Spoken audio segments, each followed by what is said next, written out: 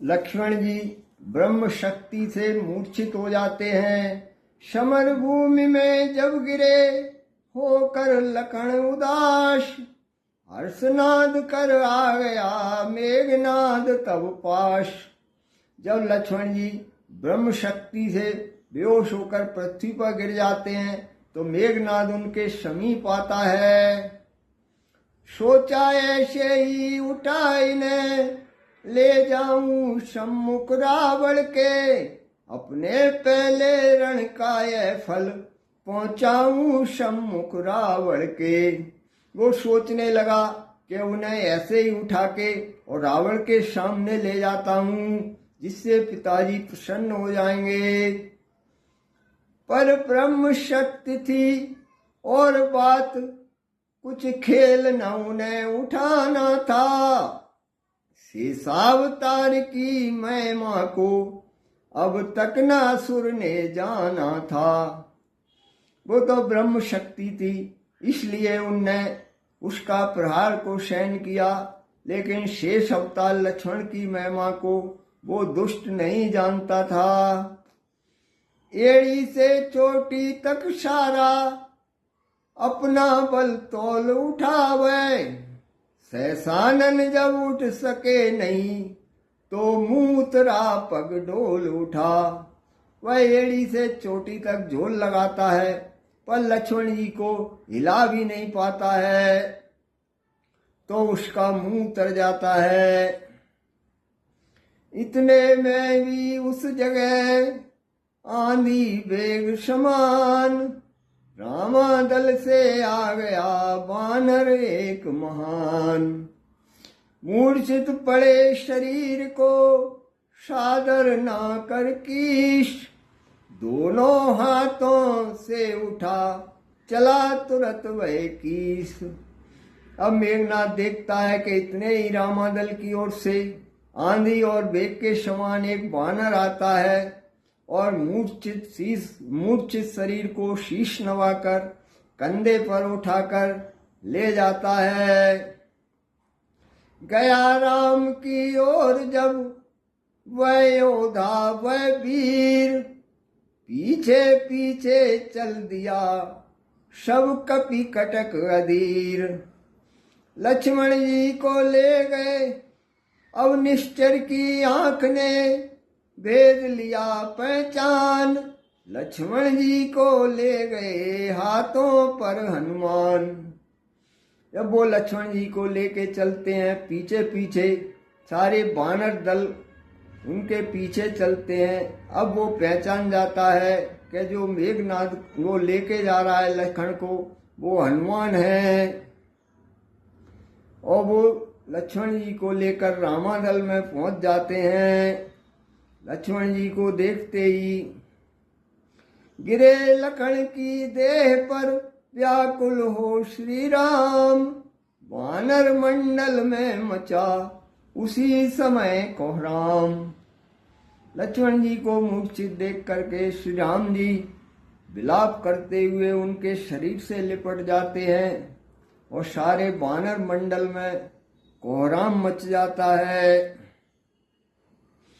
कहते थे बड़े बड़े योद्धा, हा विधना क्या उत्पात हुआ। रघुकुल पर उल्का पात हुआ, कपिदल पर वज्राघात हुआ। सभी बड़े बड़े योद्धा कहते हैं, हे विधाता ये क्या उत्पात हो गया है। रघुकुल पर ये उल्का पात हुआ है और कपिदल के ऊपर वज्राघात हुआ है। जब लखन नहीं तब राम कहाँ, जब राम नहीं तो विजय कहाँ। जब विजय नहीं तो सिया कहाँ, जब सिया नहीं शुभ समय कहाँ। तब सभी वानर दल के योद्धा आपस में कहते हैं कि जब लक्ष्मण जी नहीं तो राम भी नहीं रहेंगे, और जब राम जी भी नहीं होंगे तो विजय कहाँ से होगी, और जब विजय नहीं होगी तो सीता जी कहाँ से आएंगी। ये शुभ समय नहीं है। इनका तो रण सीता पर था, लंका पर था उद्देश्य लिए, अपना रण परमारथ पर था, साहस पर था आदेश लिए। था इससे अधिक पक्ष हमको लंका पर जय पा जाने का, जब सहायता को साथ हुए तो पूरा कार्य कराने का। हमने तो इनका साथ दिया था कि हमारा यश होगा, हे भगवान ये क्या कर रहा है।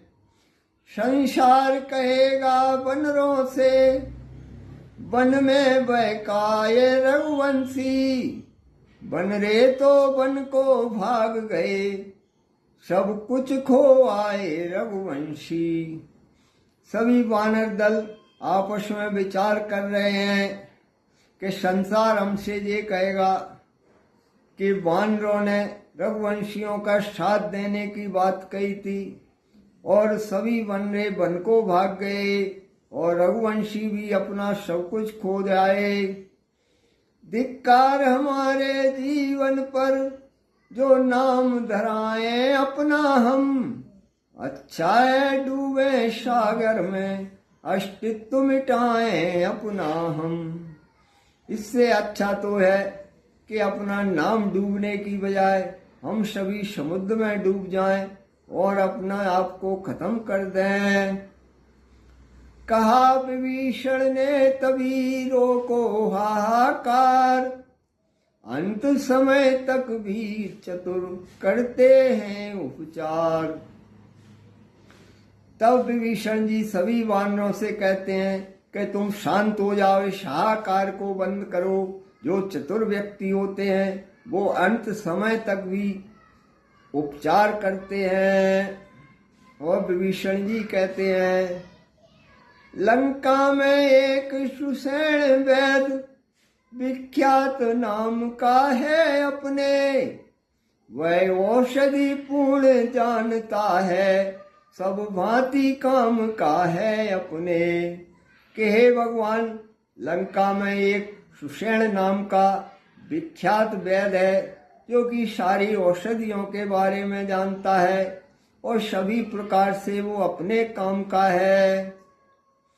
मेरा जाना तो ठीक नहीं, जाकर आने में दुविधा है, जो लंका से कुछ परिचित हो वही उसको ला सकता है। विभीषण जी कहते हैं, हे महाराज, मेरे जाने में तो दुविधा है, क्योंकि मुझे वापस आने में शंका है। जो लंका से कोई परिचित हो वो ही उनको ला सकता है। मैं लाता हूँ, इस तरह बोल उठे हनुमान, तभी विभीषण ने दिया सारा पता निशान। हनुमान जी वो कहने लगते हैं कि मैं ला सकता हूँ, आप मुझे उसका पता बताइए। तब विभीषण जी सारा पता बताते हैं। रघुराई का ध्यान धर चले बलि हनुमंत, शैया चैत सुषेण को लाए वहीं तुरंत। भगवान श्री राम जी का ध्यान धर के तुरंत हनुमान जी लंका जाते हैं और वैद्य सुषेण को घर समेत उठा लाते हैं।